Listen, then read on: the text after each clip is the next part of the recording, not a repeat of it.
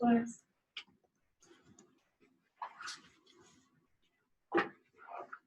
So, you all got this. No questions. Is this true? About this lecture? Have we seen this? Yes. Ever seen anything that looks like this? Like at the bottom of the page. Yeah. I usually just wait until class instead of typing out since I'm actually on the computer. I don't know what that means. Hmm? Not you. I should be signaling to me, and I'm like, I don't know what you're doing. This is a great box to use. I want to encourage you to use it. Because you'll forget what was bothering you. What was the question you had? If you don't write it down, you're going to forget. That's why we take notes in class. You'll sit there and say, that guy sounds like he knows something. We probably write stuff down so you can remember that later. What is on-path and off-path inhibition? Yeah. On-path and off-path inhibition. That's a great question.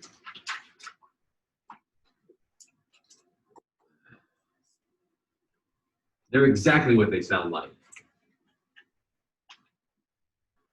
Not a great answer, but we'll get to it. This is all we need to understand this. We got a cell body, we got our dendrites, a couple of branches.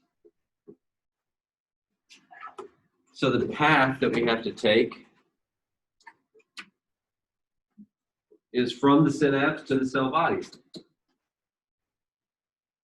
It's here, or I suppose here at the axon initial segment, that we're going to choose. Do I talk to my downstream partners or not? Do I fire an action potential? So when we get some excitatory input, let's get some excitatory input here and here. The path that's going to take is as such. Now, of course, we're going to lose some to the branching. Not all the charge is going to make it there. On path, off path.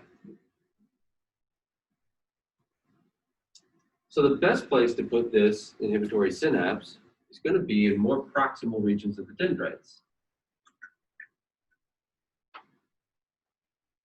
Green is go, red is stop. So your inhibitory input is going to have a greater effect here on path than it would out here.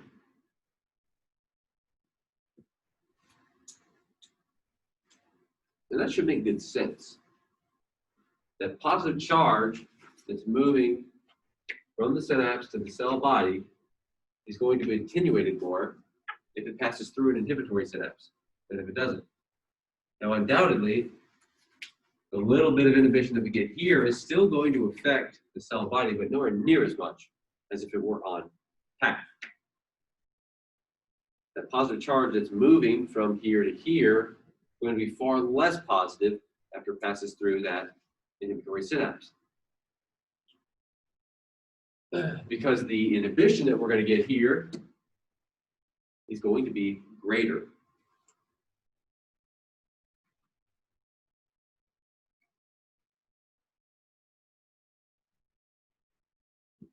You heard of this? Excellent.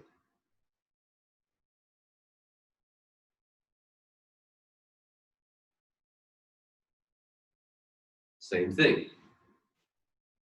Conductance is just the reciprocal of resistance.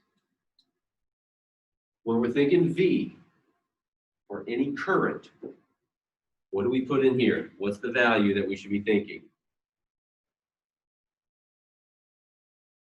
Or an ion.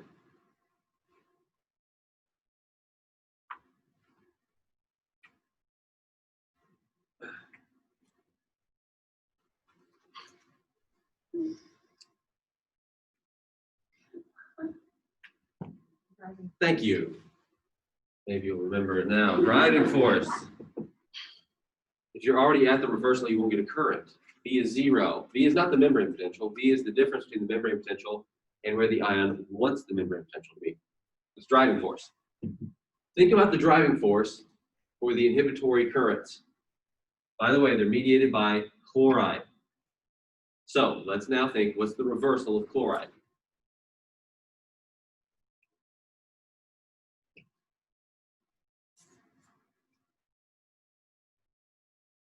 We got any ballparks? Is it a billion? Okay, good. It's very close to. Yeah, it's very close to rest. Negative 76. Yeah, it's pretty close to rest. It's basically rest. So the driving force is very, very low when we're at rest because we're close to rest. This green stuff, this positive charge that's moving through, what's that going to do to the driving force for chloride? Let's compare. What would the driving force be if our membrane potential is minus 70 millivolts versus, let's say, minus 65 millivolts? Where's our driving force going to be the greatest?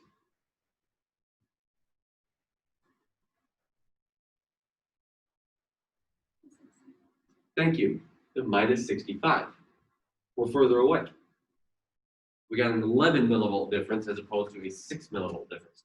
We should expect about double the current. So you get the same inhibitory input here and here, but this one's going to have a greater impact because of the positive charge that's on its way to the cell body, which, by the way, that's where we're recording from. That's where you're going to carry out your recordings. So your recorded potential is going to be far lower whenever you have on-path inhibition because we get a stronger chloride current. And that stronger chloride current is going to greatly reduce this charge. We'll still get a nice strong chloride current out here, but it's affecting this charge, which is off path. We don't give a shit about it. Far lower impact than the on path inhibition. That charge that will actually record is going to get attenuated. So that's on versus off path. So on path pretty much means there's more of an impact of the inhibition and it's more regulated. Like the positive charge coming back is it was regulated more because of contact? What's regulating what? Well, I guess not attenuating. There you go. Yeah. So attenuating is like decreasing. Yeah. Okay. Yeah. We're gonna decrease that positive charge when it's on path. And so what that means is that not every inhibitory synapse is going to be equally effective for every excitatory synapse. So certain synapses are going to be off path for some set and off path for others. This one, we're still on path here, but this one would be off path for synapse B, but on path for synapse A. So different synapses have a different relationship with one another depending on where they land on the dendrites. And this endows the dendrites with logic. They can start to associate different bits of information, believe it or not, so that when things happen together or separately, you get a different response out of the neuron. Dendrites is where the magic of computation happens. And that's why neurons have such complicated dendrites. It's not just to look pretty. It's so they can take into account more information. And that branching is not just to look pretty, but it's to create little islands of thought, essentially. These synapses get put together. These synapses, they're close, but they're their own separate entity because all those branch points are going to split charge. So my excitatory synapses that are lining up near one another on the same branch, well, they're related. And these over here would be related as well.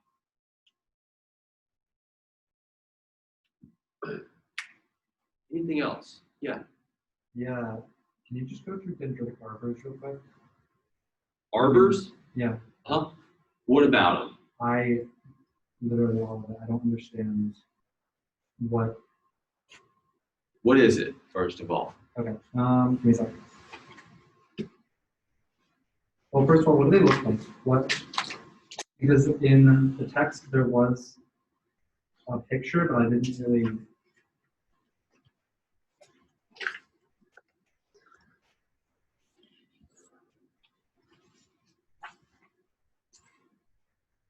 Let's see.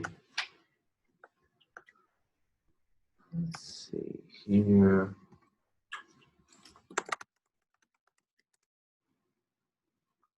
All right. Well, let's just take a look at a few different neurons. This looks like a nice picture. Okay. Hold on a moment. We need some contrast. Okay, so now we can see it a little bit better. Here's a Purkinje cell. Where do these live? Heard of these before? Serotonin? Great. In the Purkinje cell layer of the cerebellum. Here's the cell body. Here's the dendrites. There's this dendritic arbor. So when you hear arbor, you're probably thinking tree. Yeah. Good. That's what it looks like. It looks like a little tree. So it's just like a big collection of dendrites. It's all the cells dendrites. That's its dendritic arbor. Should just call it the dendritic forest. Whatever. Well, here's the dendritic forest.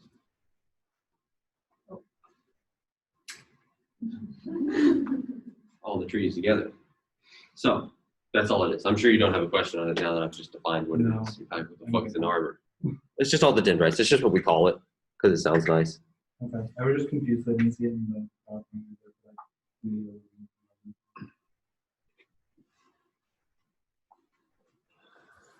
Is that in my notes? it's in the notes. Okay, good. All right, cool. Because if not, I'll add it. What else we got? Can we go over the quiz? Of course. You want to do that now? Sure. Okay. Boy, it was a good one. I didn't like this one. Yeah, I figured as much. It wasn't a good one as far as the scores go, but it was a good one, you know, otherwise, except for all that stuff. Nice. All right. Well, let's just have a look here. The names portion went pretty well. That was pretty solid. All right. Which of the following are going to affect the amplitude of synaptic currents? Let's think about these things. All of them, obviously. It's got to be leak. The leakier you are, thank you, the lower the amplitude. Yeah. Because you're going to lose most of it to leak. You're going to stay near rest. So you don't want to be leaky. Membrane potential. Obviously, that's going to have an impact. Driving force. All comes down to driving force. So if you're already at the ion's reversal, no current. And if you're further away from it, greater current. Internal resistance. Obviously, resistance is going to take its toll here on your current. I'm kind of, okay, it's going to be a dumb question, but it's of the postsynaptic cell. I didn't really think the postsynaptic, like the fact that it's a postsynaptic cell, is it having to do with the of the cell that we're talking about. Oh. Well, let's think about where that postsynaptic cell is. Is it the postsynaptic cell receiving the action potential of the one before it? Or like, is it Yes, it's going to impacting receive that action potential in the form of what? thank you, yeah. In the form of neurotransmitters, usually. Now, actually, yeah. If it's from the axon to the dendrite, yeah, that's going to be a chemical synapse. So the postsynaptic cell is the one where we're getting the synaptic currents and synaptic potentials. Yes, so why does that affect the previous?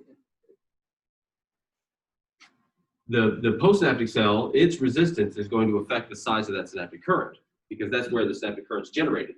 So So here, we're saying the current is generated in the postsynaptic. oh, for sure.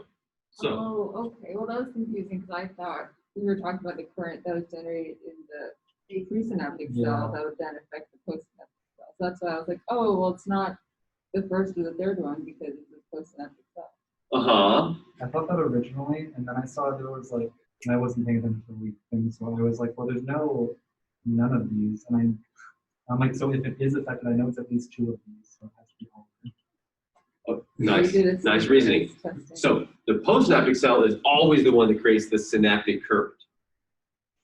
Okay, that's the part that got me. I didn't know that. So a presynaptic cell isn't going to have a synaptic current, it's just going to have an action potential. A little bit different. That action potential causes the release of neurotransmitter, and that neurotransmitter then binds to ligand-gated ion channels and creates the postsynaptic potentials or currents, whatever you want to call them. Okay, so the presynaptic cell only creates the action potential that then creates a current in the postsynaptic cell. Yes, except for retrograde signaling. But your typical run-of-the-mill synaptic communication, presynaptic cell spits out neurotransmitter, postsynaptic cell is going to receive it and create the synaptic current. Yeah, I think in my brain, I was like, oh, synaptic current, same thing as amplitude, or no, same thing as action potential. It's not. No, it's the product of it. Yeah, you got it. And then the devil's in the details. What neurotransmitter are you spitting out? Which receptors are you acting on?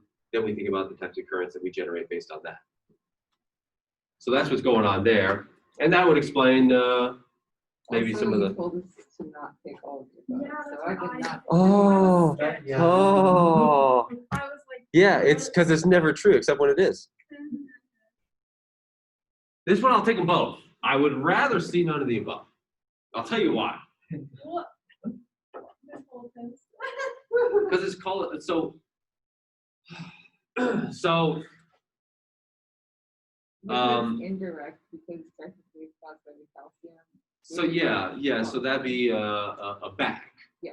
And it is excitation in the dendrites. So I get where you're coming from with that. I get it. But if you want to be a dick about it, a dendritic spike is initiated in the dendrites. So it couldn't really be the bat because that's initiated elsewhere. That's why I was so But confused. you're kind of being a dick about it. So I don't want to do that. You did it. I'll do it later. Well, look, no. So technically, it's Taking them both. It's only initiated in dendrites. Yeah, if you're talking about a dendritic spike. So when you hear that, think it must be, it starts in the dendrites. Yeah. Yeah. But when you hear a back or a bat, that starts in the axon as an action potential and goes back and then stimulates calcium Yeah, channels. we spent like 30 minutes on this. Yes. Yeah, None of it was them. a long. Yeah, so I took everything. Well, I only took those two. The others didn't make any sense. But I get it. It's probably just a wording issue there. So I'll take either one of these. The better answer, I think, is going to be none of the above, though, just because this is a very specific term. Until later on when we get to development, then you'll hear it again. It's not a dendritic spike. So it's not that specific of a term later on. But for now it is. So it is, except when it's not, just like many things we'll talk about. All right. Forward propagation of these dendritic spikes. So we're going from the distal toward the cell body. We're moving forward. What's going to help us with that? And tapering does not. Oh, because of paper. Ah, I didn't even think about that. Why did it? So your resistance is dropping. And so the potential amplitude drops. And if you're trying to stimulate a voltage-dependent conductance, you need a big potential change. This doesn't help. Oh, this is part of the problem. But actually, this is also part of the solution because we can propagate it forward by giving a little bit of excitatory neurotransmitter. Nda receptors are key here. Key. Definitely not leak channels. Definitely not membrane capacitance. That's never going to help you move stuff around. That's going to store charge. I just needed another thing to put up there. It's NMDA. NMDA spikes are big. These are great. You have to propagate that forward with the dendrites. You need things to happen together. That's why dendrites are so important for processing. You need many bits of information to come together at once to carry that spike forward and have a big effect on the neuron. So dendritic spikes are so cool because they are dependent on both voltage and ligand. You gotta have synaptic input along your dendrites to drive that NMDA spike. It's not started and it goes just like in the axon. There's no thought in the axon. Once we initiate the action potential, it goes down, causing release of presynaptic sites along the way. We don't have to think any further. Done. On the other hand, in the dendrites, we need to take other things into account. If we're going to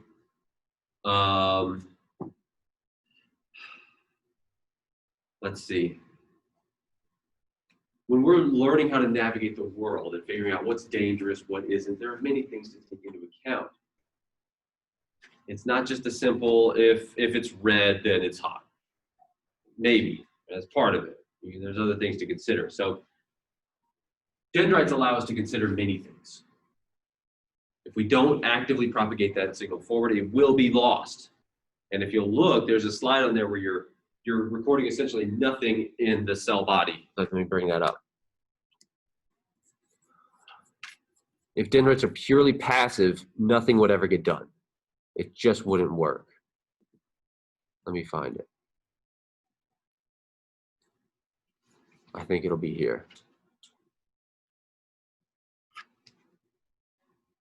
Yeah, okay. Very little change in the cell body. Basically, it looks like noise. You get a few little blips.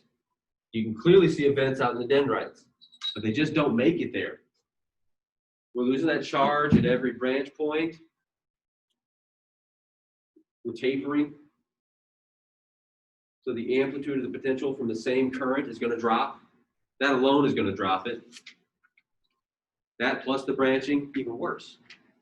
Essentially, nothing happens in the cell body if dendrites are just purely passive. And with these very subtle inputs, that's what you're going to get. But whenever you drive a spike, yeah, things change.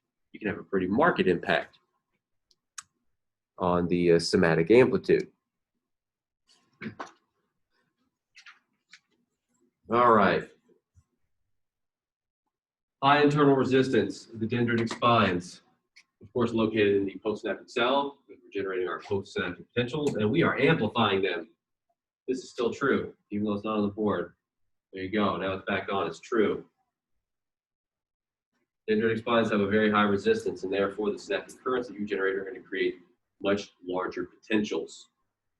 So you can unblock those NMDA receptors, for example. Dendritic spines are pretty nifty in that way.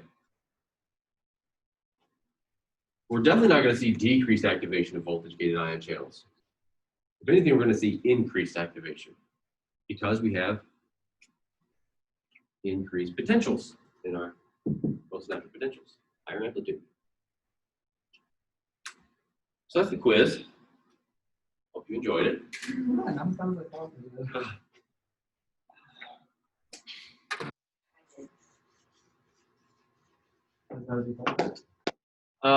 Let's see. Any other questions? How important are these quizzes? Yeah, because I forgot 100 on my phone.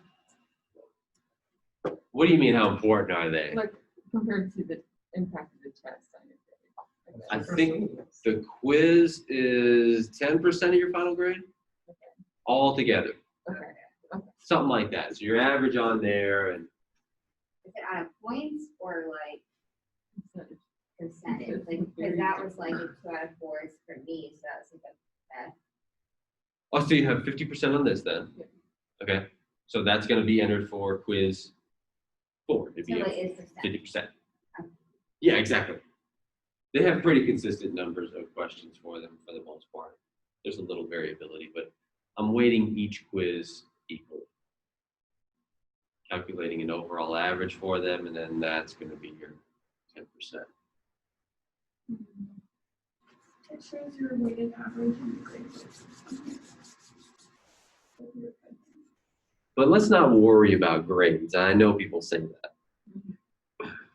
I'm a person, so I say that too. But don't worry about your understanding knowledge. Yeah, exactly. Not your grade.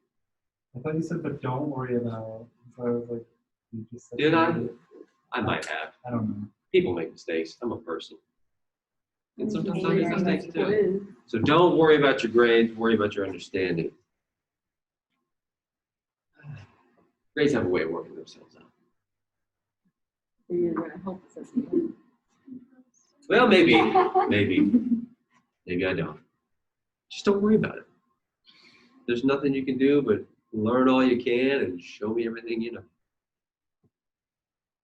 Is everyone in here typing? Yeah. Okay. No. That's my concentrate. Just type it. Just hold it Well, up. why don't you type in those questions and I'll clear them up and your grades will move toward A. We're gonna ask questions right now. I just copy and paste the quiz into the questions. Someone is on the outside. Anything else you want to go over?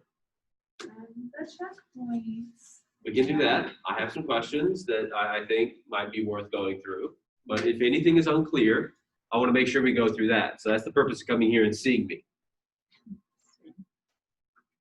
I'm here to help clear up questions. I got me talking to my slides. That's up there. It's on the internet. You can watch that anytime.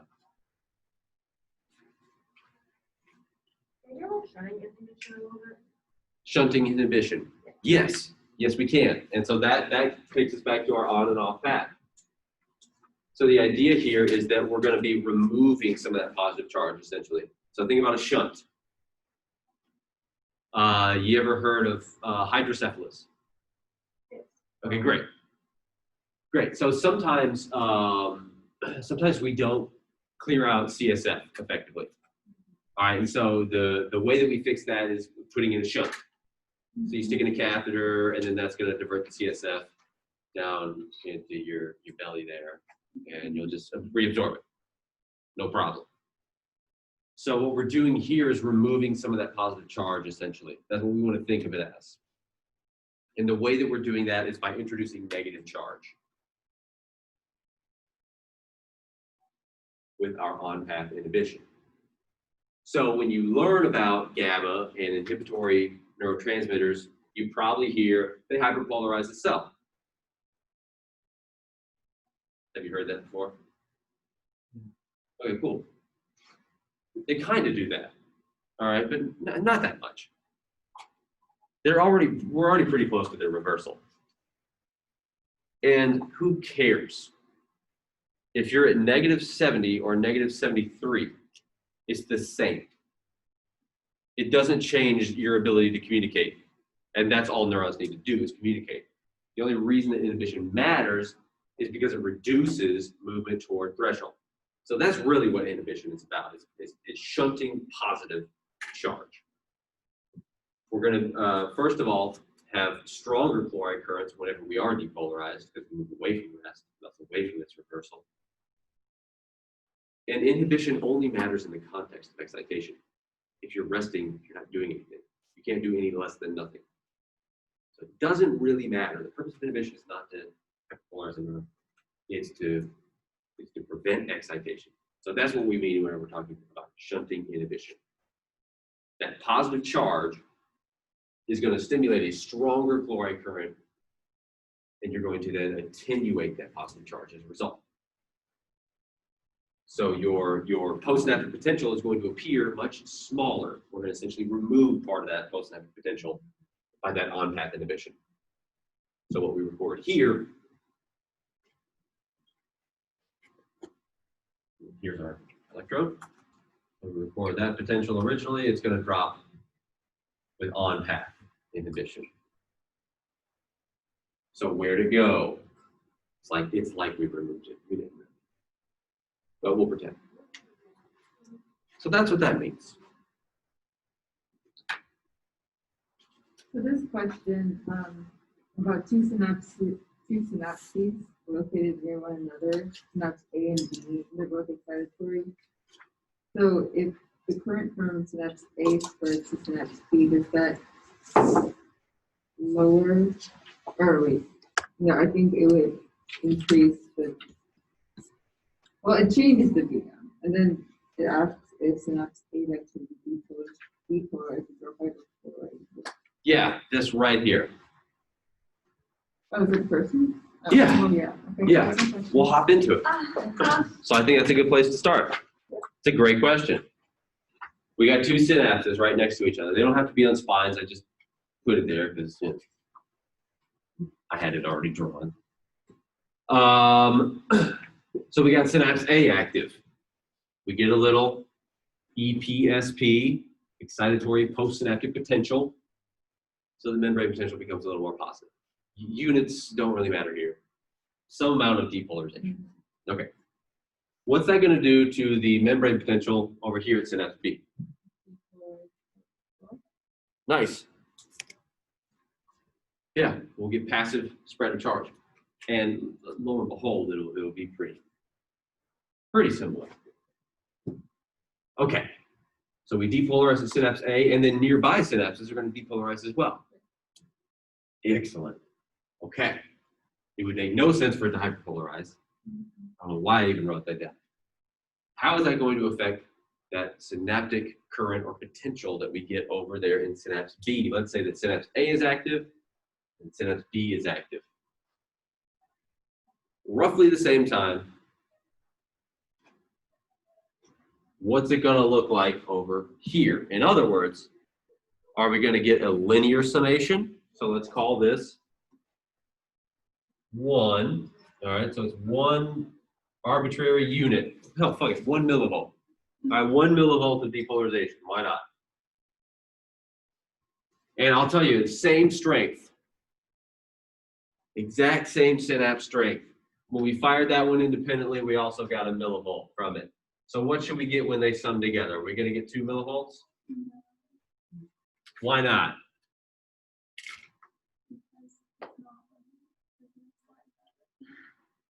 Okay, something's not linear and there's a slide about it. Exactly. What's not linear? You get sublinear, linear, depending on what it is. Okay, great. I thought that explained that it's stacked. Basically. These are good words here. So they stack. Okay, what do we mean stacking? I mean, it will be like higher, but it won't be like exactly 2. Okay, great. 1 plus 1 will be less than 2. It's not going to be 2. When we add these together, it won't be 2. Now, why won't it be 2? Because if you see at the bottom, like right above synapse A, there are 2 lines. So part of it will go to the left as well as the right intraocular synapse piece thing. Okay, I get what you're saying there. Let's see, but what we got to keep in mind is that when we're actually recording these things, we're actually down here in the cell body. And the trick on this is to draw it and not make it look inappropriate. It's always the challenge. Okay, and we're over here recording. We got our pipette. The potential's making it down here by the time we record it. So whenever we're looking at these things, we're almost always looking at somatic currents. Just keep that in mind. But you're totally right. The charge will spread passively in both directions. And even with that taken into account, we still record it over here. Synapse A is about 1 millivolt strong, and synapse B is about 1 millivolt strong.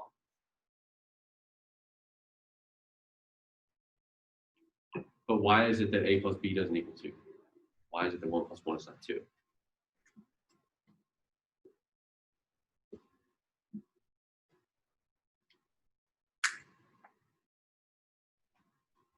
Yes. So it like travels the distance, so it's like dissipated. Thank you. It's traveled that in our single pulse recordings when we just looked at synapse A. So we stimulate. It's got to travel all the way down before we record it here, and it was 1 millivolt by the time it made it here. It was undoubtedly much larger here. We're not saying what it is in the spine. We're saying what it is by the time it travels down, goes into the cell body, and then hits our recording electrode. That's all we can measure. So that's true whether you're doing one, the other, or both.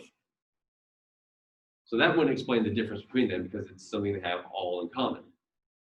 In every recording, you had to travel down to the cell body and hit your recording electrode, or we wouldn't know the potential. It means that what we're recording is not truly representative of what's going on at this synapse, but it's representative of what the cell body sees from that synapse. No, the real issue here is driving force. Driving force. Does that make sense? No. All right, fair enough. Fair enough. Where is it? Yeah. You saying driving force from the first synapse to the second? Sure, Is that what you're saying? Kind of? I think so. I think so. I'm thinking it's just driving force for any synapse that's active when the cell has already experienced a little bit of depolarization. Notice that these are both excitatory. Right? They're both excitatory, so they're going to reverse probably at what?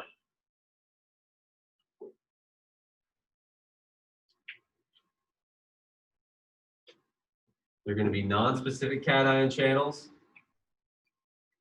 Those reverse at, this is a tough one, 0 millivolts. Okay, that's where those are going to reverse. Still depolarized.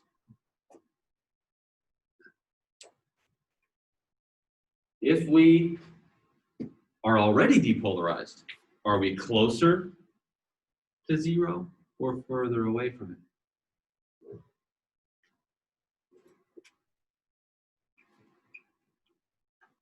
Which one's closer to 0? Minus 70 or minus 69 then? Minus 69. Now, of course, when we're out here in the synapse, this value is undoubtedly larger because, as you have said, we're losing some charge. All we can say is that we recorded 1 millivolt from synapse A by the time we made it to the synapse. But we also know, we'll see that in the next slide, that what's going out here in the dendrites has much greater potentials than what we're recording in the cell body. Of course, because E equals IR, higher resistance. You're going to have greater potentials in the dendrites. So we're actually much closer to 0 than what these recordings would suggest to us. So the driving force should be even lower as a result. We're not just 1 millivolt depolarized out here in the dendrites, we're probably several millivolts depolarized. So the driving force decreases. And therefore the movement of ions decreases. And so the potential that you get decreases. You're already close to the non-specific cation channels reversal here. So when you open up these ion channels, you don't get quite as much of a current.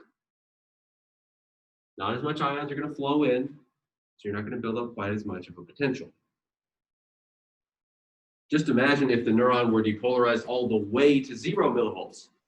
You get no current. 1 plus 1 would be 1.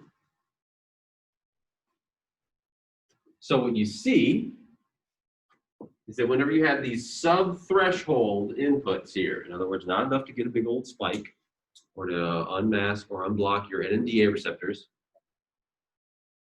your summation of synapse A and B, whatever they may be, doesn't matter, is going to be down here in this range. Your values are going to be less than what you'd expect.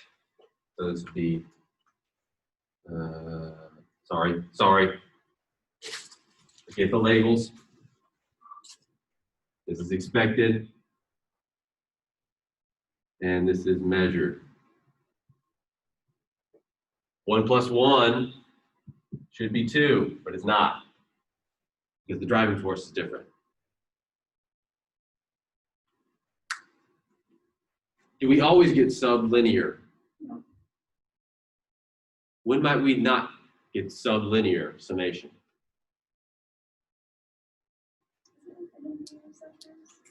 Yeah, Nda receptors. Those are going to play a big role here. Those are key in the dendrites. And it's still all coming back down to this. So the current that you get is related to the driving force, but also your conductance. So if you're comparing the postsynaptic response with just AMPA receptors that the postsynaptic response to AMPA receptors plus NMDA receptors, you will dramatically increase your conductance. NMDA receptors are going to have much longer open times because they don't desensitize as rapidly. You're going to get much larger currents, and as a result, you'll get greater potentials than you would expect. 1 + 1 = 3. 2 + 2, oh, maybe that's 7, who knows? But it's greater than what you'd expect. It's not just basic arithmetic summing. It could be less than that if it's purely passive because of changes in driving force. It could be greater than that because you've unmasked some hidden currents. It's kind of like a secret menu that you can order off of. It's just fun to do. All right. Do we get that? Can we use Ohm's law to explain changes in driving force and how that leads to this sublinear summing? I think so. All right, that's good enough for me. Now, if this isn't making sense, think of it like this.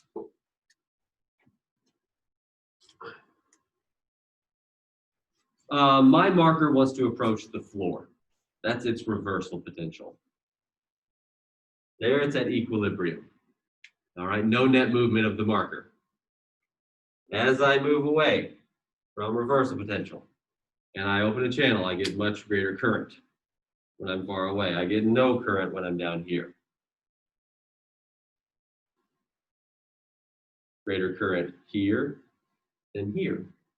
So if I'm already a bit depolarized, I approach the reversal, I don't get as strong of a current. So it's not really 1 + 1, it's 1 + less than 1 because of that. That's a lot easier. Yeah, that was a good example. So I wasted all that time I was telling you. Yeah, you should've That's just a big load of shit. Thanks for that. But the marker thing, that helps. Okay, good. You never know what's going to stick. So you got to try a few things. Doesn't make sense. Oh. No, the other one also doesn't make sense. But this also does not make sense. Wait, so if you're further away, I understand like the bigger the difference, the bigger the current. That's Yes. what you're saying. Yes. So how does that relate to sublinear? Because what we're doing, we have two synapses. Now, when we're at rest, they're both going to move that far, Yeah. right? So the amount of current that each marker generated, the amount of movement was the same. Yeah. Okay, but that's not really true because whenever we open up a channel, let's say we activate a synapse and that one moves, well, we're actually a little depolarized. So our membrane potential, that's the height. Okay. If we were hyperpolarized, we'd be further up in the air, but no, we're a little depolarized. So now what we're summing really is this. Because this. this one dropped, this one is a little depolarized. That's Yes. wait, okay. Don't overthink it. You've got it. Run with it. If you don't have it at the end, we can go through it. Not bad. Okay. All you gotta do is offer a little more time for me. No, I got it. It's good. We don't need that. All right. So we're thinking about tapering and branching of the dendrites. That's what they do. They taper and they branch. That impacts how charge moves through the dendrites. So consider some current that you get out here in the distal dendrites. Doesn't matter where. It's going to move from here toward the cell body. It'll spread everywhere though. So at every branch point, it's going to get cut in half.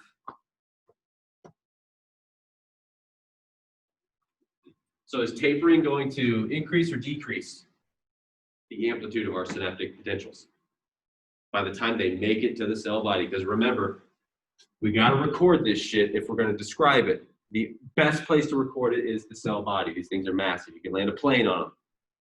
Very small plane, but you can do it. This is where we do our recordings. Dendritic recordings are very hard to do. And when you do them, they make them in the textbooks. So by the time they make it to the cell body, are they smaller or larger because of the tapering? Thank you. That should be pretty obvious. B = IR. So the potential is going to drop, even if the current didn't get lost, which it will. Even if the current was exactly the same, you get a smaller potential. How about the branching? What's that doing for our potential amplitude?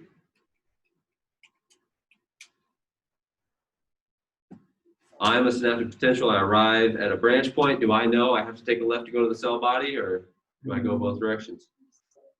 Exactly. You split. You don't know where you're going to go. It's random motion.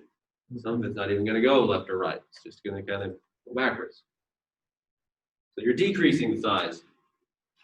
As we move toward the cell body, we are always decreasing the size of our potentials if it's just passive. You'll decrease it to the point where nothing will make it if it's purely passive. You go out into the very distal dendrites, not a whole lot going on in the cell body. Luckily, they're not just passive. Let's think about what these are going to look like. So we got two different kinds of recordings here. Here's what's going on in the cell body. And what they're doing is just puffing a little bit of sucrose. That's their stimulation. So that's just mechanical stimulation. It's just a little thicker because there's a lot of sucrose in it. So it's a little more viscous. And that kind of pushes on the membrane. And everything is mechanically gated to some degree. Right? So you spit sucrose out, you'll just kind of pull open ion channels. You can do this right now. If you rub your eyeballs, you'll see colors. Okay, you're not introducing light. You're just mechanically ripping open ion channels. Oh, that's good. I didn't know what that So, was. think about what's going on in distal and proximal dendrites. We're delivering the same input. How do you think their sizes are going to compare? Which one do you expect to have greater amplitude for the postsynaptic potentials? Distal or proximal? Why do you say that? Okay, good, good. Now, walk me through what's going on in your mind and make sure you include this in your walkthrough. We're thinking about the size of these. We're generating a consistent current by puffing some sucrose. How's the resistance going to compare if you're in the distal dendrites versus the proximal dendrites? They're a distance of travel, so you're losing lots of the There's less resistance in Totally true. Less resistance where? Okay, great. So lower resistance here, higher resistance here. So which one's going to have a greater amplitude, the distal or the proximal? There you go. Yeah, Ohm's law, V equals IR. Ah. That's why we'll do this a few times. Yeah. And that's good because you're further away. You got further to propagate that potential. Boy, I hope we have some active conductances to propagate it. And when you're closer, well, I guess it makes a little bit of intuitive sense. You don't have as far to travel. You can think of it that way. I can think of it this way. You have a little bit bigger diameter, a little lower resistance, and so the current that you get will move around a little easier so it doesn't build up quite as much, so you don't get as large a potential. by larger difference being higher amplitude. Yes, exactly. Yeah. And as luck would have it, we are not just passive. We have these things called dendritic spikes. So what are those about? Why might we have those?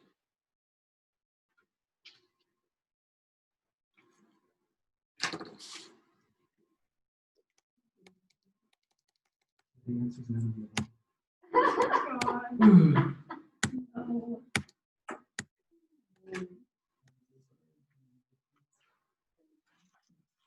Why might we have some dendritic spikes?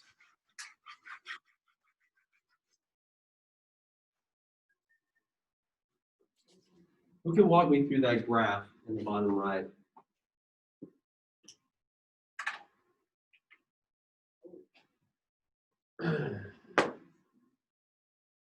What's that saying? What does the green say?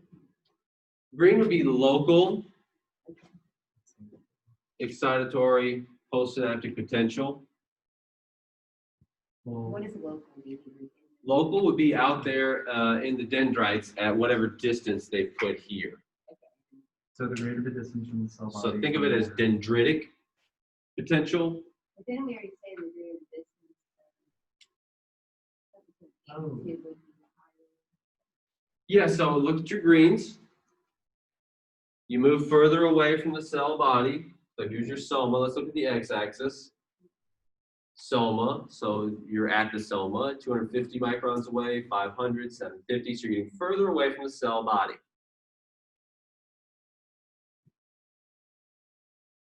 Look at the greens. There's a general positive relationship here. You see larger potentials out there, more distal portions than proximal. There's some variability though, I'll give you that. Different potentials can be different sizes. How about the red dots? So what they're doing is puffing some sucrose on different parts of the dendrites, and they can measure the response in the dendrites. You can actually patch on. It's very difficult to do. You can patch onto the cell body as well. What's going on with those cell body recordings? The red dots. Yeah. There's greater area for it to dissipate. Yes. And then when it's doing it out in the dendrites, the charge doesn't know like where it's supposed to be going, so it just, and there's less space for it, so it's more concentrated. Okay, cool. Yeah. So tell me about the relationship between distance and the amplitude for the somatic potentials that they're recording. Area, space. Do they increase or decrease? Oh, decrease. Okay, cool. Yeah, exactly, right? You get further away, the somatic potentials get a little smaller. Or, put another way, area. So, that's because they spread out. I get where you're coming from. All right, so from this then, that would mean that distal synapses are less important than proximal synapses. Hell, if you get far enough out there, you have basically no effect on the cell body. What's the point? Yeah. Well, the point of the dendrite is still uptake of information, so just because the dendritic spike isn't, I don't know why it would be less important. Well, I'll tell you why. It's having essentially no impact on the somatic potential. And a neuron is only communicating if it fires an action potential. And it only fires an action potential if we depolarize the threshold. So it's wonderful that you depolarize your dendrites, but if you don't actually depolarize the axon, you don't tell anyone about it. It's like learning a bunch of shit and then not answering the questions on the exam. What's the point? Don't worry about your grades, by the way. So it's fine to get all that input, but we need to affect what's going on at the cell body. Now, this is just passive. So with that in mind, if passive conductances give you jack shit at the cell body where it matters, by the way, why might we have dendritic spikes? Excellent. It's not passive. And so what do you think is going to happen to the amplitude? Thank you. We're going to have some sort of appreciable change in the somatic potential. Let's look at some actual, here we go, actual recording showing you how 1 + 1 is greater than 2. And it's because of active conductances. This is when they're paired together. Red. So what they're doing is stimulating 2 different types of input onto cortical neurons. The cortex is where the magic happens, and the way that we do magic in our cortex is by associating bits of information to create a unified now. We take into account everything that's going on, our memories, maybe some shit we're planning on doing in a little bit. I say, you gotta go, I know. No, Megan texted me like 50 minutes ago, but I just saw it. Like, he come to let me on the call. Oh no! The same Again? happened to me. Again? Yeah, it's in the wait. You are in a waiting She room. texted Oh my God, why is there a waiting room? Just text me again. Okay. Sorry. That's what I'm checking You out. can disable the waiting room. I've got to do that. That's okay. Sorry. Okay. Major sources of input to cortical neurons are going to be the thalamus and the cortex, thalamocortical, cortical. So they stimulate these two types of fibers, either separately or together. 1 plus 1. You'd expect it to be 2. Here's what we expect. Here's 2. Here's what 2 looks like. But here's what we get. In the cell body, we're actually having several millivolts of impact. But you said it could be maybe that higher level of the expected.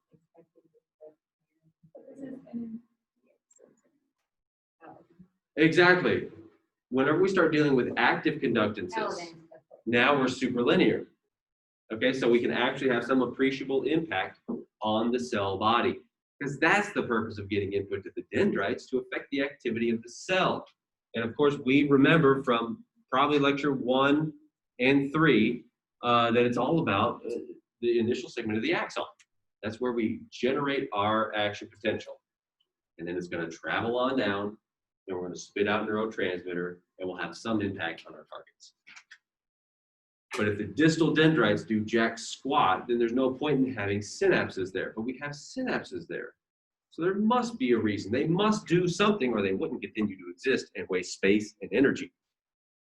So we have active conductances to carry these forward, but only whenever we have coincident activation of multiple synapses. In other words, when something important happens, it's not just I see something red and I think, well, that's hot, I better not touch it. I take into account multiple pieces of information. And so in order for the neuron to do that, it has the logic gates. And so this would be our AND gate. If this and this happen, or it could be this and this and this and this and this. So when multiple things happen at the same time, now I'm going to respond differently. So it's only when something important happens where you get multiple sources of input at once to the neuron, then we take that into account. Then it matters. A tiger, food, potential mate, a text from your friend. It depends. All right? But not just noise. Okay, so you got to keep in mind that everything is a probability, not a certainty. And so, you know, we say neurons aren't going to communicate with their partners unless they fire an action potential. And that's true except when it's not, because they'll just spit out neurotransmitters spontaneously. We don't necessarily want to respond to the noise. So we make individual inputs very, very weak, but collective inputs become very strong. It's, I guess, maybe, I don't know, an analogy for democracy or something like that. But that's the way that our CNS operates. It's very democratic because it has very weak synapses, but they can come together and do great things. Like wear masks and, you know, yeah. Yeah, so as someone who studies this, do you believe in free will? No, Okay, thanks. you're welcome. You had no choice to ask that. I don't mind. Exactly. And I don't blame myself for my answer. I don't have a choice in that. No, I don't believe it. You don't have to call me that. Oh my God. See, you really look like this teacher of mine I had in high school. I He told taught him the other econ, day. I told And him so that. then you were talking about econ, and I was like, I'm in high school, I'm asleep, like, are you doing that? No, There's a lot of dudes who look like me. No, it's not. No, it's not like very, It's like the act, very, the way you act. Oh, like an asshole? Yeah. yeah. There's a lot of us too. A Yeah. little bit. We're all over the place. Okay. So this one, we actually already asked about this. You asked some good questions. I did. Yeah. Do you remember on path, off path? I did. Yeah. I do. Fill up that box, man. You got great questions. So did we get one? Yeah, I know. So we've gone through this. Well, so I don't know. That one is that's anonymous. The questions box. I'll write my name out. I'll write my name. You Let's put our grade book could do that. Yeah, you could totally do that. Yeah. Like, what you think? Okay. So we don't need to go through this again. We got on path and off path, right? I think that's pretty straightforward.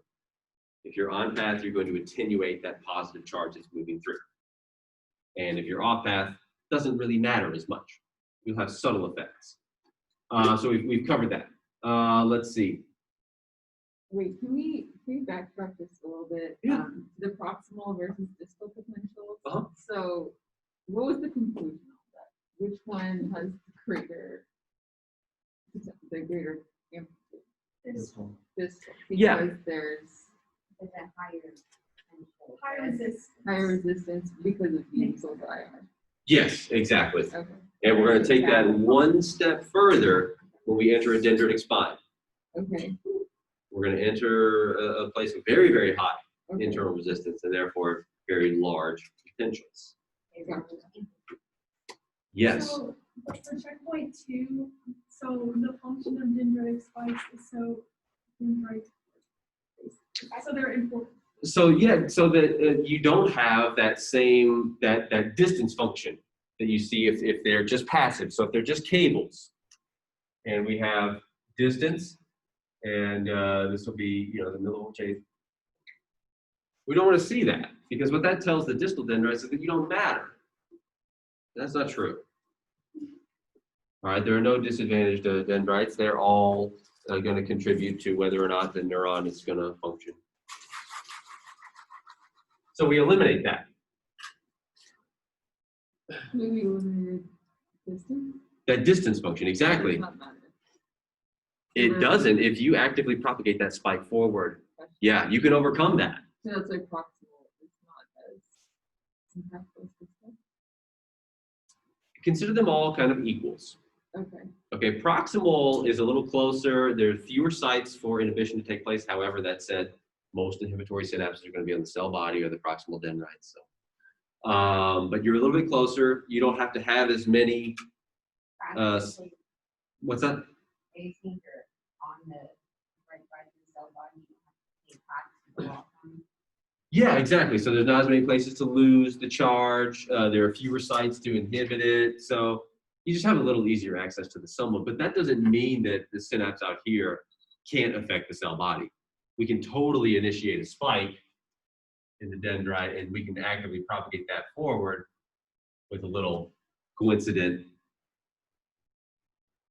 synaptic activation.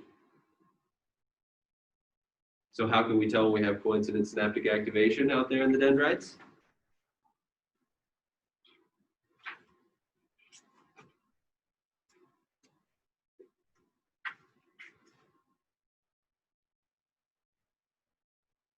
Dendritic spikes. I was like, what question are you asking? It's a transition. Okay. What's the purpose of dendritic spikes? To allow those distal synapses to still have them both. But they are going to need some fairly strong excitation out there in order to activate those active conductances. So we can tell whenever we have coincident synaptic activation through the use of dendritic spikes. This thing is only going to propagate forward if we continue to feed it, because we have tapering and we have branching. We're going to lose charge passively. We're going to need some active conductances to carry it forward. And when you hear that, coincident synaptic activation, only if I get input, let's say strong input to generate my spike here, and then I need some coincident input to carry it forward. Only then does it make it all the way to the cell body and give me some meaningful change in membrane potential. Yeah. Do you know anything about machine learning before I ask that? It's kind of a black box to me. Okay, hang on. But the neural networks don't have dendrites in them, in case you're wondering. And that limits what they can do. That's all I know about. And so the other thing you can think of here would, of course, be Nda receptors. These are molecular coincidence detectors. Does it also deal with AND gates? Yeah, exactly. So the AND gate is essentially the NMDA spike. You got to get this and this and this. I need some glutamatergic input from multiple locations in order to actually be carried forward. You said the NDA is the NMDA spike. Yeah. Yeah, And of course, that's created by NMDA receptors, and they have a little AND gate in them too. Am I depolarized and receiving input? Only then do I give you a strong current. So this is how we can associate bits of information together. When things happen together, we think of them as being related.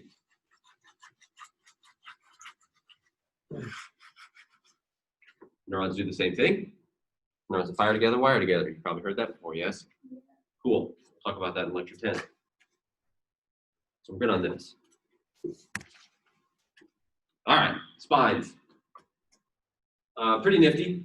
Here's a few spines. You can see them here.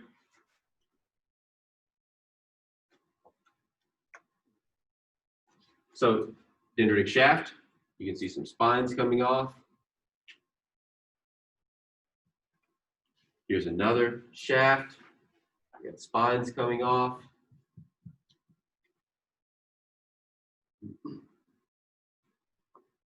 So, why is it that dendritic spines are going to amplify our synaptic potentials? Thank you. Yes. Increase R equals increase B. You got to think about their morphology. They're going to have these necks with very, very high internal resistance. The charge that builds up in the spine is going to build up quite a bit because there's restricted movement of charge. So we're going to amplify our potentials. Because of that, it's going to be very easy to activate voltage-gated conductances.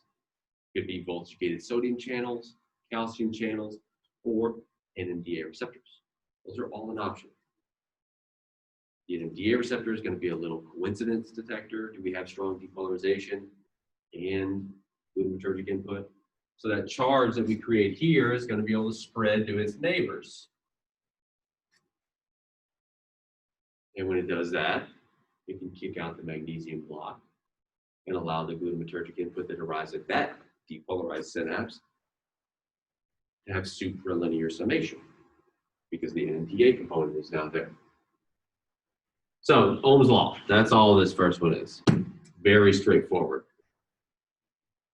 So we can see charge spread from one spine to its neighbors. We can see it by measuring it optically.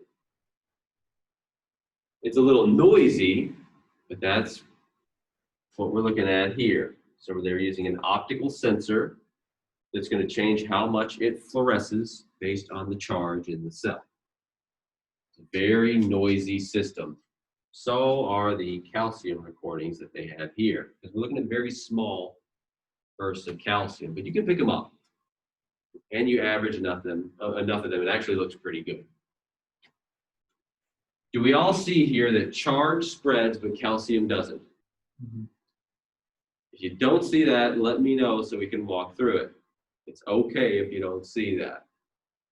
Anyone need me to walk through this? Excellent. So why is it that charge spreads, but not calcium? What's restricting the movement of calcium? Thank you. The spine apparatus. We got smooth ER, we have additional smooth ER. It's called the spine apparatus. Smooth ER is one of those big sacks of calcium that we keep inside the cell. We need to be very careful with letting calcium move around. It's one thing to let some charge move from spine to spine. It's a completely different thing to allow calcium to move from spine to spine. Why do you think that's the case? What's so special about calcium? Okay, so that could be one problem, right? We could experience a little excitotoxicity if we just let calcium run around the cell willy-nilly. Okay, cool. So that's something that we need to keep in mind. Why do we bring calcium in the first place? Okay, so that could be one thing that calcium does. It could stimulate the release of neurotransmitter. Is that the only thing that calcium does for us? Good answer. It'd be really weird if that's all that calcium did was kill us and cause neurotransmitter release, because other cells move calcium around.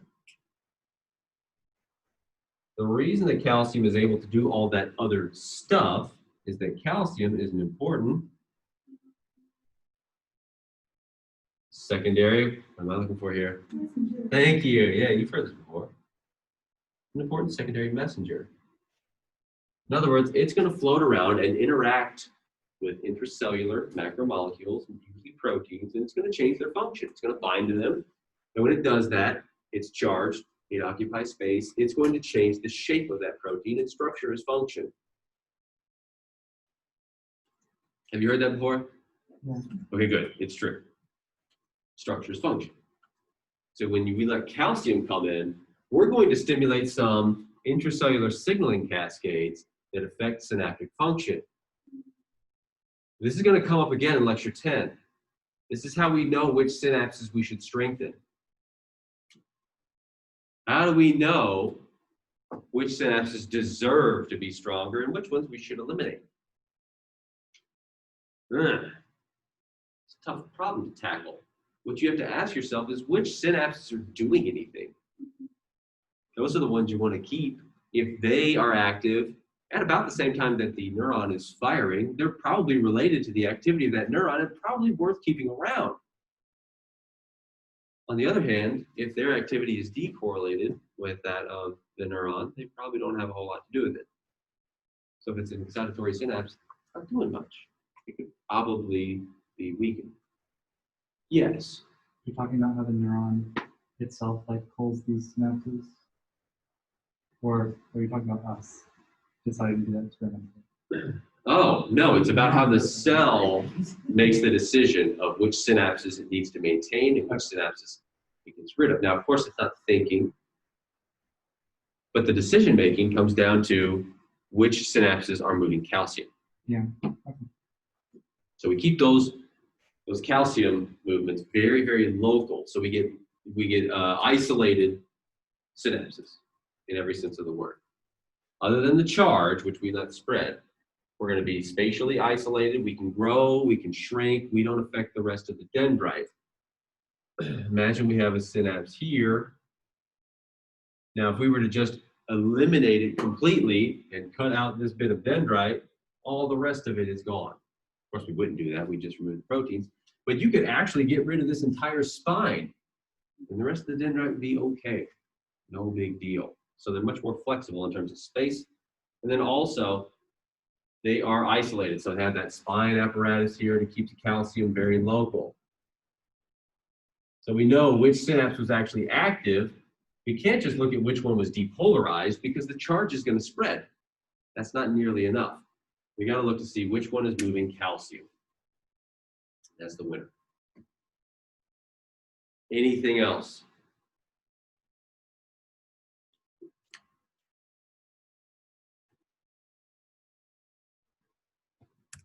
All right, cool.